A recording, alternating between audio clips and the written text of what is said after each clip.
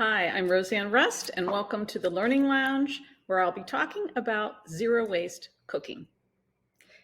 It's estimated that 30% of the food produced is wasted. This can also be expressed as 70 billion pounds of food per year. In the United States, 40 to 60% of that comes from households. So I think that gives us, as food and nutrition professionals, the perfect opportunity to help educate the consumer, our clients, our patients about food waste. In 2015, the USDA, along with the EPA, created a program and set a domestic goal to reduce food loss and food waste by half by the year 2030. Now that's only 9 years away. So I'm here today to hopefully inspire you to help educate your patients, clients, and the consumers you reach about food waste with zero waste cooking strategies. It will save them time and money.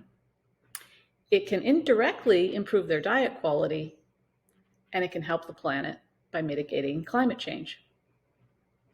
So a little bit about climate change and greenhouse gases. Why do we need to know about that? Well, when food rots, it produces methane. And landfills are the third largest source of human-related methane emissions in the United States.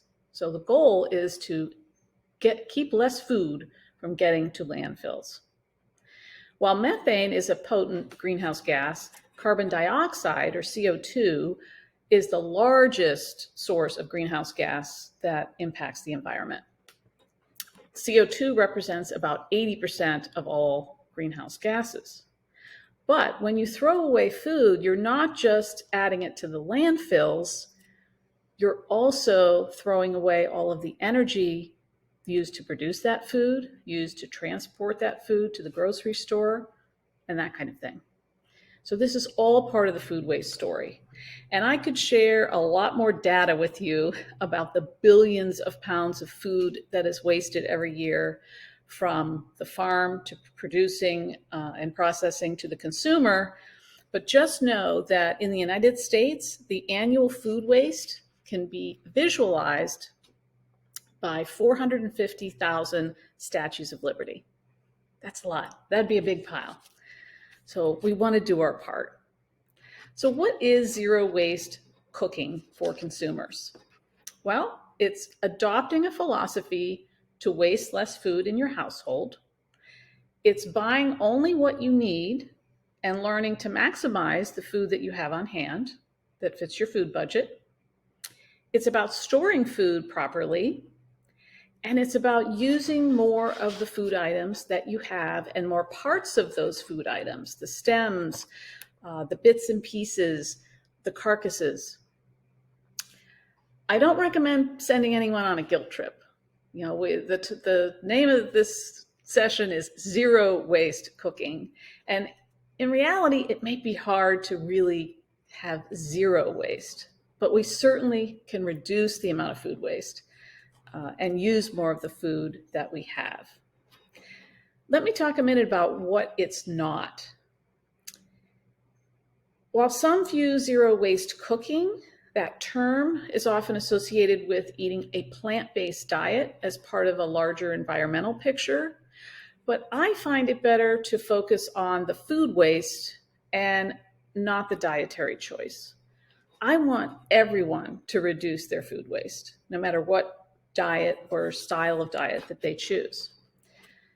So if we only focus on eating a plant-based diet when we talk about zero waste cooking, I think we're missing out on a large group of people. And that might turn some people off. I don't want to be a vegetarian, so I'm not going to listen to this zero waste cooking or food waste story. That's not what we want. We want everyone to work on reducing food waste. So meet your clients where they are, and keep in mind that the most important thing is reducing food waste as part of this zero waste cooking strategy.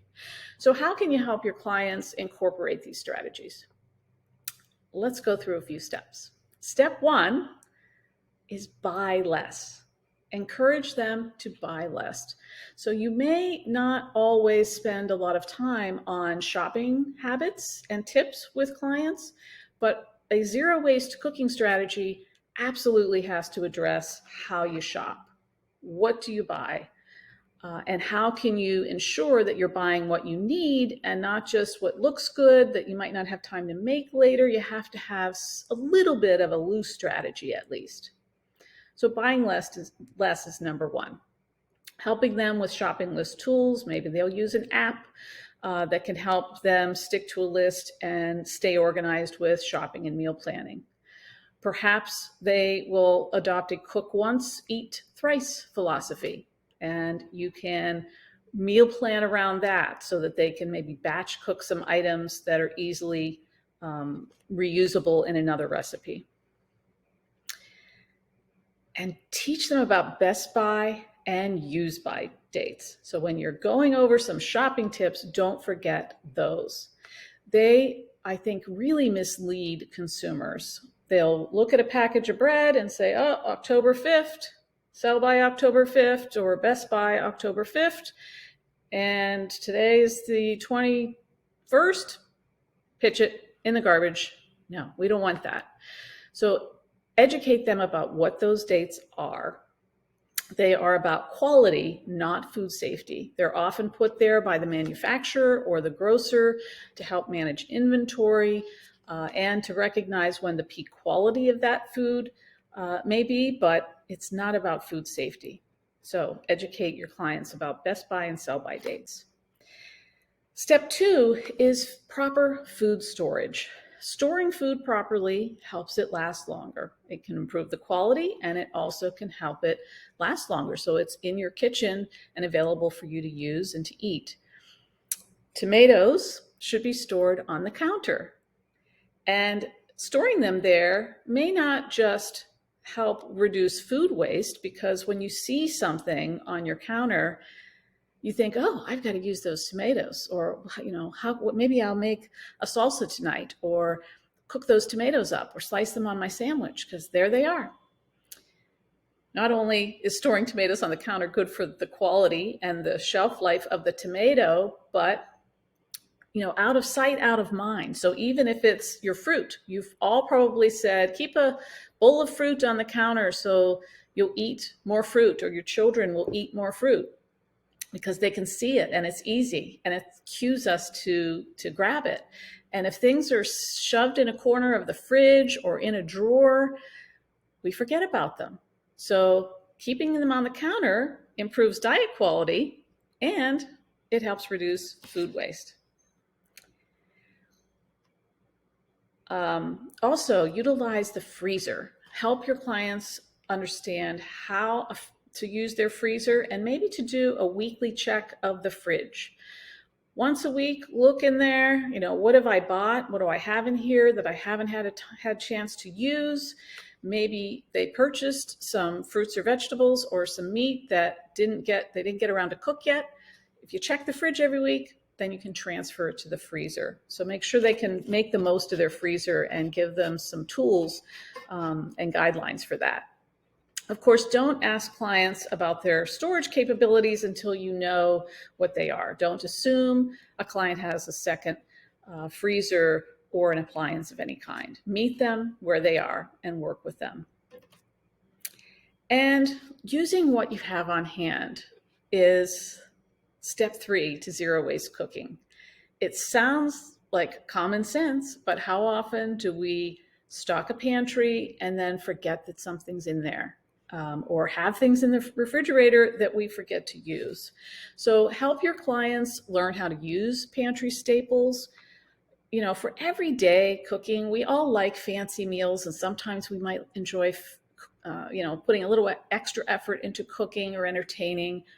But everyone has a day-to-day schedule that they have to get through. And many of your clients may have enough stress in their life. So help them with some easy 3 to 5 ingredient recipes that utilize pantry staples. Don't forget to encourage canned fruits and vegetables as part of their fruit and vegetable intake, because they will last longer, so their money goes farther and there's less food waste.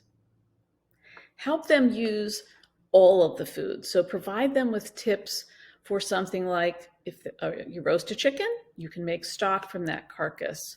Provide them with that information. Give them some quick and simple recipes to make it easy for them to do that at home. And while not everyone will be able to, composting is certainly part of the zero waste cooking strategy.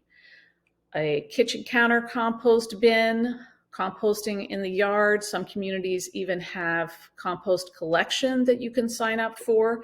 It might not be for everyone, but it's certainly part of the overall zero waste cooking strategy, and it's one way to help divert food from landfills. So bring that up if it's appropriate. Again, meet your clients where they are. So I like to think of zero waste cooking as a spectrum. It's a whole spectrum of awareness. It's not just about the person who's using all the food scraps and composting and doing all the things. It's about everyone wasting less food.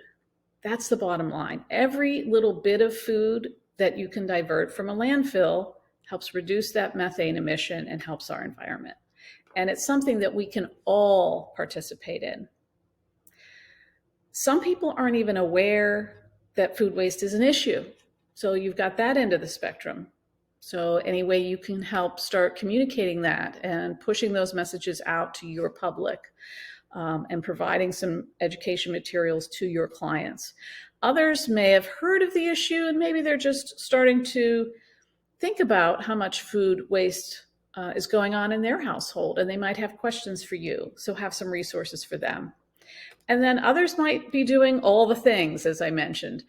They might be using their scraps and smoothies and making dips and doing the composting and the whole thing.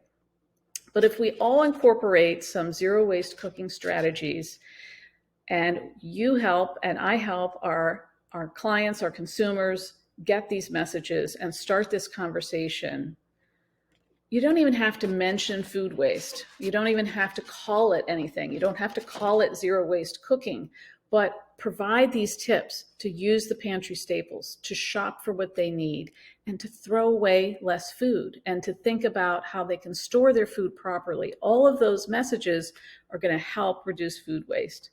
So even if you don't call it zero waste cooking, in the end, it's going to benefit all of us.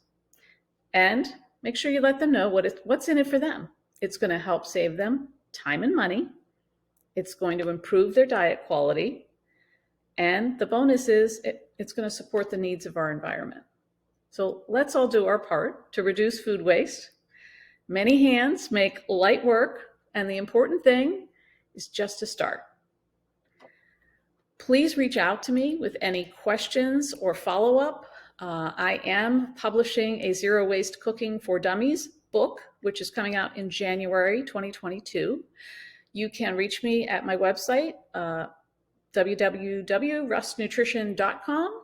You can find me on Twitter and Instagram at Chew the Facts, and you can check me out on Facebook at Rust Nutrition Services or my Rosanne Rust author page. So it was great presenting this topic for you. Have a great afternoon, and please reach out. Thanks.